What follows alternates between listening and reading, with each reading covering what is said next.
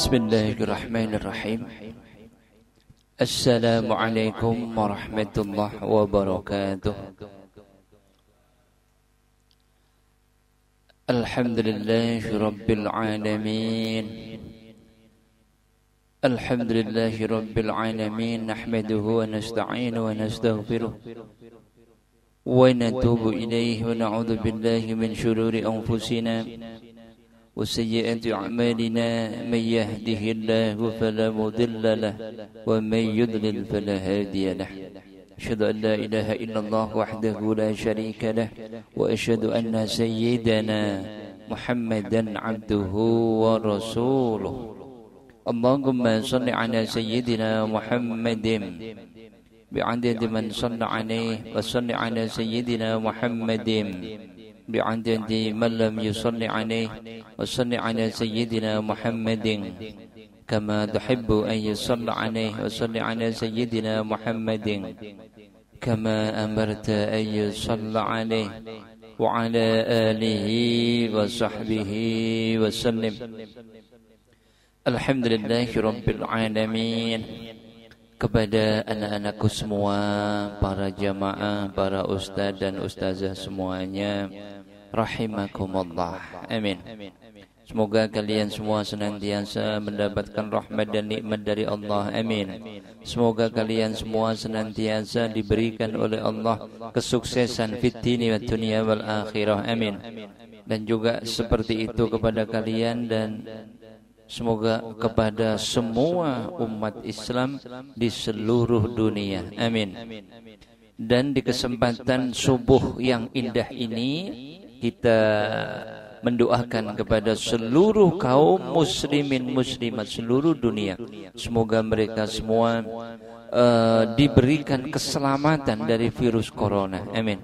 Dan semoga ya Allah, kita minta sama Allah di majlis ilmu yang barakah ini, ba'da subuh di bulan Ramadan yang luar biasa ini, kita berdoa semoga virus corona ini segera diangkat oleh Allah. Amin. Amin. Allahumma shalli ala sayyidina Muhammadin bi'adadi man shalla alaihi. Di kesempatan yang indah ini, mari kita senantiasa meningkatkan iman dan takwa kita. Mari kita senantiasa bersolawat kepada kekasihnya Allah, dan semoga menjadi kekasih kita. Amin. InsyaAllah. Amin.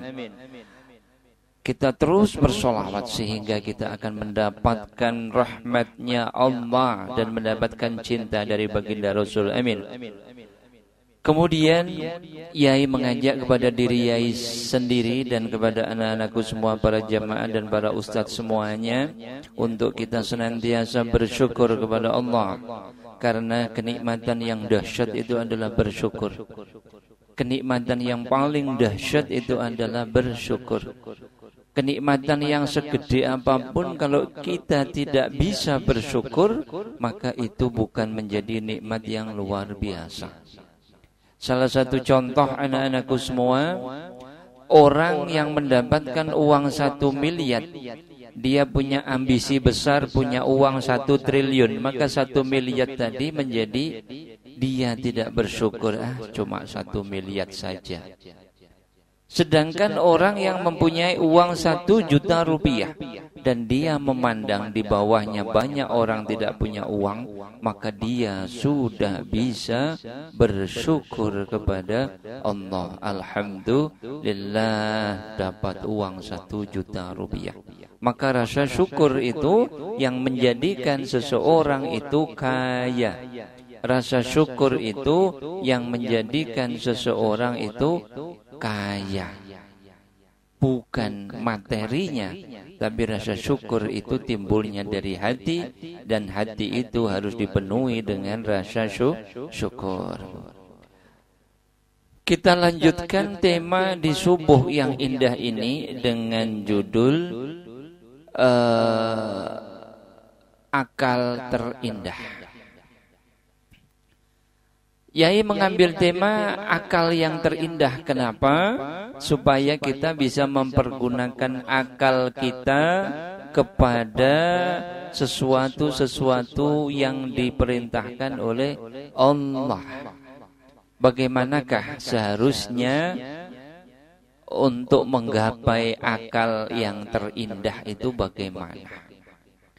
Yang mana anak-anakku semua, di zaman akhir sekarang ini banyak orang yang bukan mereka ingin menggapai akal terindah, tetapi mereka merusak akal mereka, meracuni akal mereka, memporak-porandakan akal mereka. Salah satunya apa ya? Salah satunya adalah minum minuman keras. Yang terkenalnya minum minuman keras itu adalah merusak akal. Kemudian salah satunya minum pil narkoba. Minum pil narkoba itu juga merusak akal. Jadi itu bukan menggapai akal terindah, malah menghancurkan akal itu sendiri. Kepada kalau akal sudah dirusak, otomatis nggak punya akal. Padahal beda manusia dengan binatang itu dari akalnya. Mas Halim punya akal, sedangkan ada yang namanya kuda. Ada kuda kalau kita namakan Halim kan bisa. Bisa kuda Halim dengan Mas Halim sama-sama namanya Halim. Tapi yang Mas Halim punya akal pikiran, yang kuda enggak punya akal.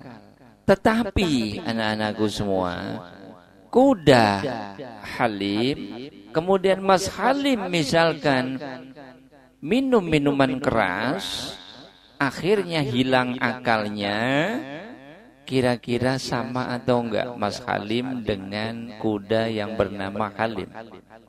Sama atau enggak kira-kira? Sama. Kuda dia bergulung-gulung, berguling-guling di pasir. Ada tau kuda berguling-guling? Dia kan lagi gatel atau apa, guling-guling. Ada kuda guling-guling. Pernah lihat ya? Yai pernah lihat maksudnya kuda guling-guling, berdiri, guling-guling lagi.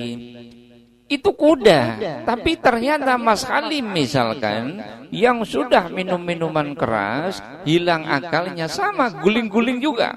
Guling-guling, ketawa sendiri, kemudian guling-guling lagi. Sama itu. Kuda dengan Mas Halim sama. Karena apa? Kuda enggak punya akal, Mas Halim punya akal, cuma akalnya lagi rusak, dirusak oleh minuman keras. Mulai dari situ pembahasannya Yai ingin tarik kepada bagaimana caranya menggapai akal yang sehat. Bukan hanya akal yang sehat, tapi akal yang terindah. Terindah menurut siapa? Terindah menurut Al-Quran dan hadis. Allahumma salli ala Sayyidina Muhammadin bi'adad man shalla alaihi. Bagaimanakah caranya untuk bisa menggapai akal terindah? Akal yang nantinya insya Allah menghuni surganya Allah, yaitu di sana disebutkan di dalam hadis Bukhari dan Muslim, qala Rasulullah sallallahu alaihi wasallam, may yuridillahu bihi khairan yufaqihu fid din. Barang siapa yang Allah kehendaki kebaikan padanya, kebaikan itu puncaknya dari akal. Akalnya berfungsi dengan baik, akalnya menuju ke jalan surga, akalnya menjauh dari nerakanya Allah, akalnya hanya berbuat sesuatu yang bisa menggapai ridhonya Allah, dan akalnya selalu dan selalu menjauhi dari perbuatan-perbuatan yang dilarang oleh Allah. Khairan yufaqihu fid din. Bagaimana akal yang bisa seperti itu? harus dipandaikan di dalam ilmu agama, harus pandai Al-Quran, hadis, pandai ilmu agama. Maka bedanya anak-anakku semua, si A, si A itu tidak pandai ilmu agama, si B pandai ilmu agama, itu sudah akalnya nanti jelas beda. Si B pandai ilmu agama, akalnya dia berpikir untuk menggapai surga.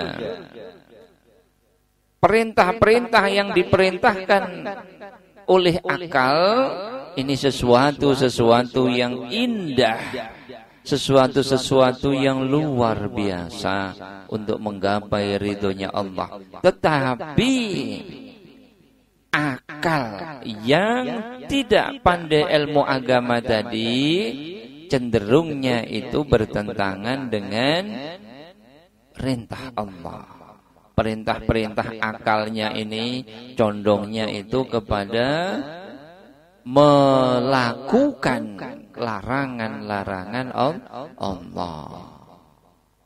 Kenapa dia minum minuman keras? Gak punya ilmu agama. Kenapa dia minum narkoba? Gak punya ilmu agama. Akalnya gak punya ilmu agama. Gak mungkin orang itu pandai ilmu agama itu minum minuman keras, itu mustahil. Orang pandai ilmu agama gak mau jihad itu mustahil. Kenapa gak mau jihad? Gak punya ilmu agama. Kenapa minum minuman keras? Gak punya ilmu agama. Kenapa jotos-jotosan dengan temannya? Gak punya ilmu agama atau kurang ilmu agamanya. Kenapa dia berbuat riba terus-menerus?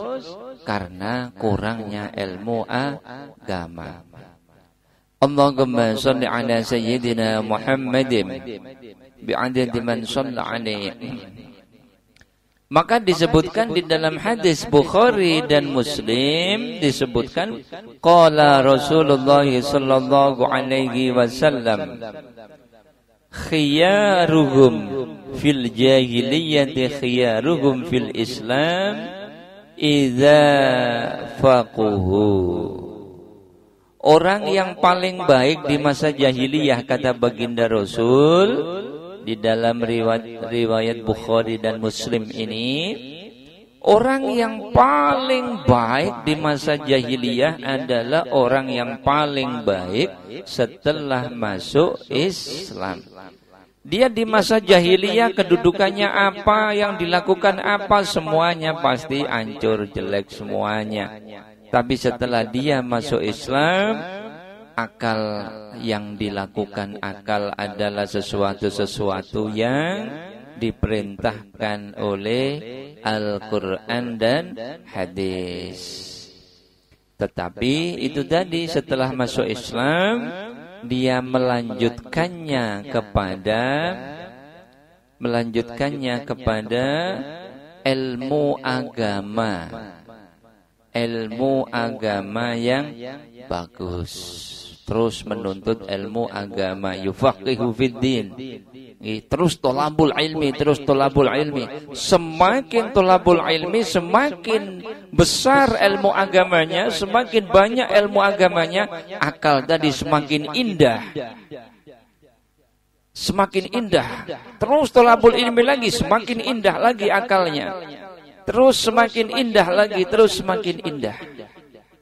Dan akal tadi terang benderang. Kenapa akalnya terang benderang? Karena sudah disinari dengan ilmunya Allah di dalam Al-Quran dan hadis. Kenapa seseorang sampai bunuh diri? Karena akalnya gelap, kurangnya ilmu agama. Tidak ada Al-Quran, ilmu Al-Quran dan hadis masuk. Allahumma salli ala sayyidina Muhammadin bi'adadi man shalla alaih. anak-anakku semua, para jamaah dan para ustaz dan ustazah semuanya yang dirahmati oleh Allah. Amin. Amin. Maka anak-anakku semua, di dalam firman Allah di dalam Al-Quran, kita banyak diperintahkan oleh Allah untuk mempergunakan akal dengan sebaik-baiknya. Dan untuk bisa mempergunakan akal dengan sebaik-baiknya, salah satu kuncinya adalah tolabul ilmi, belajar Al-Quran, hadis. Jadi tidak semua orang bisa mempergunakan akalnya dengan baik, kecuali akal yang sudah disinari dengan ilmu agama. Semoga anak-anakku semua, para jamaah, para ustaz semuanya, dan kaum muslimin semuanya, muslimin muslimat semuanya seluruh dunia, semoga akal mereka terang benderang. Amin. Akal mereka akal yang luar biasa. Amin. Yaitu akal yang sudah dipenuhi dengan ilmu agama. Akalnya sempurna. Semoga akal kita seperti itu. Amin. Amin. Amin. Allahumma salli ala sayyidina Muhammadin bi'adadi man shalla alaih. Maka anak-anakku semua, di dalam surat Al-Mu'minun ayat 80, di sana disebutkan firman Allah, wa huwallazi yuhyi wa yumit walahu ikhtilaful laili wan nahar afala ta'qilun. Dialah yang menghidupkan dan mematikan kamu, dia pula yang mengatur pergantian malam dan siang. Tidakkah kalian menalarnya, kalian memikirkannya untuk disyukuri? Kemudian di dalam firman Allah lagi, surat Al-An'am ayat 50, Bismillahirrahmanirrahim. Qul hal yastawil a'ma wal basir afala tadafakkarun. Katakanlah, samakah antara orang yang buta dengan orang yang melihat? Tidakkah kalian memikirkannya? Ini AC-nya nyala. Oh, bisa dimatikan satu. Allahumma shalli ala sayyidina Muhammadin bi'adadi man shalla alaih. Untuk kita diperintahkan oleh Allah menalar, menggunakan akal kita, berpikir. Dan mana bisa berpikir kalau enggak punya ilmu agama? Qul hal yastawil a'ma wal basir. Katakanlah, samakah antara orang yang melihat dengan orang yang buta? Maka tidakkah kalian berpikir? Afala tatafakkarun. Maka berfikirlah wahai manusia. Kalau sudah berfikir, akhirnya bisa bersyukur. Kalau sudah bersyukur, akhirnya Allah akan terus menambah nikmatnya. Allahumma shalli ala sayyidina Muhammadin bi'adadi man shalla alaih. Kemudian anak-anakku semua, ada orang yang kafir. Kira-kira orang yang kafir itu bagaimana ya hukumnya? Dia lahir sudah kafir, ibunya kafir, bapaknya kafir, neneknya kafir, pamannya kafir, semuanya kafir, di lingkungannya kafir, bahkan kampungnya kafir. Itu bagaimana hukumnya ya? Dia lahir kan terus kafir. Dia kan enggak bersalah. Masa anak kecil bayi enggak bersalah langsung disiksa? Tidak. Allah Maha Adil. Allah Maha Bijaksana. Maka anak-anakku semua, manusia itu diberikan waktu oleh Allah untuk pemanasan. diberikan oleh Allah satu kesempatan untuk berleha-leha sebelum ditulis oleh Allah. Seperti orang mau pertandingan tinju, Mas Halim mau bertinju dengan Mas Naufal misalnya, kelas berat WBC. Di situ kan ada namanya pemanasan, atau ini balap saja, sepeda motor Mas Halim sama Mas Naufal balap. Itu ada pemanasannya. Apa namanya? Warm up dong. Pemanasan berapa putaran itu? Pemanasan. Jadi dia belum dihitung pertandingan. Pemanasan berputar ngelilingi sirkuit balapan. Di situ apakah ada menang yang kalah? Enggak ada, masih pemanasan. Baru setelah pemanasannya selesai, baru dihitung kepada pertandingan. Pemanasannya itu apa? Belum balik. Maka kedudukan bayi muslim dengan bayi kafir itu sama-sama suci. Karena setiap anak yang lahir itu suci. Pokoknya anaknya kafir ya suci, anaknya muslim ya suci. Karena bayi ya belum punya salah. Terus sampai balik, misalkan mentok 15 tahun, 1 tahun sampai 15 tahun itu belum dicatat oleh malaikatnya Allah. Mau bayi kafir tadi melakukan apapun itu enggak ditulis oleh malaikatnya Allah. Mau dia berbuat salah enggak ditulis. Tapi kalau berbuat baik ditulis. Itu kasih sayangnya Allah. Bayi muslim sama, dia berbuat jelek enggak ditulis, kalau berbuat baik ditulis. Duh kok enak gitu? Enak. Maka seandainya kita boleh minta itu ya, Yai dan Mas Halim ini kepingin kita itu belum balik terus gitu ya. Enak. Mas Halim masih bayi, umur berapa? Umur 30 tahun. Duh, 30 tahun bayi. Iya ya, ini bayi yang aneh. Ini caranya bagaimana? Mas Halim harus pakai pampers, pakai baju bayi, tapi bajunya agak gede gitu. Terus pakai sedotan susu itu ya. Itu pasti enggak lucu ya, misalkan Mas Halim pakai seperti itu ya. Persis bayi gorila yang langsung gede gitu ya. Nah, keuntungannya apa ya begitu? Kalau Mas Halim seperti itu ya enggak ditulis karena dia masih bayi. Jadi selepas dia itu umur 15 tahun mentok balik, anak-anakku semua.